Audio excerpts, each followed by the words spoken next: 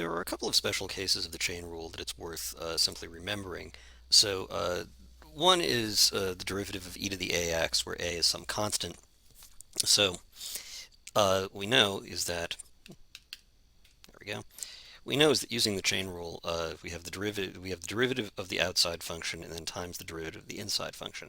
So the derivative of e to the ax is e to the ax.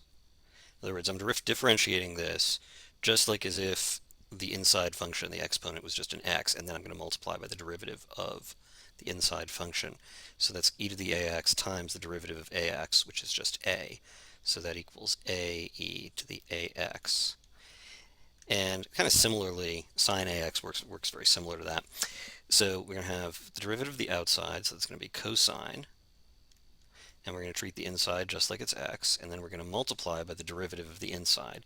So that's a. So this is equal to a cosine ax. And then similarly, the derivative of cosine ax is negative sine ax times the derivative of the inside, which is a. So that's negative a sine ax. Don't forget that minus sign.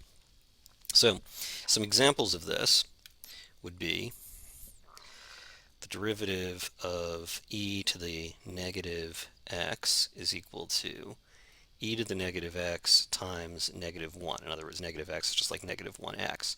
So that equals negative e to the negative x, or the derivative of e to the 15x is equal to 15e to the 15x. Similarly, we could say the derivative of sine of, let's say, 5x is equal to 5 sine 5x.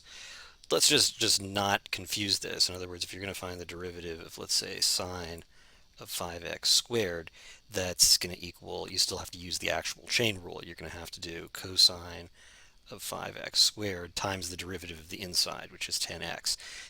It's not just 5 times sine of 5x. Sorry, it's not just 5 times cosine of 5x squared. You actually have to use the chain rule. These rules are really just kind of special cases of the chain rule. Another thing you can think of is that the derivative of e to the u of x is equal to e to the u of x times u prime of x.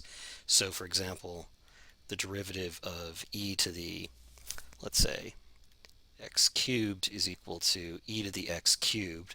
So in other words, you just start with the original function and then multiply by the derivative of x cubed, which is 3x squared. It's sort of fairly obvious that this is just how the chain rule would work. So even though a lot of books will write this rule, it's almost not worth remembering because you can really just see it as a very, very straightforward case of the chain rule. So let me just put these rules up, because these rules, although they are just special cases of the chain rule, they are worth remembering just for simplicity.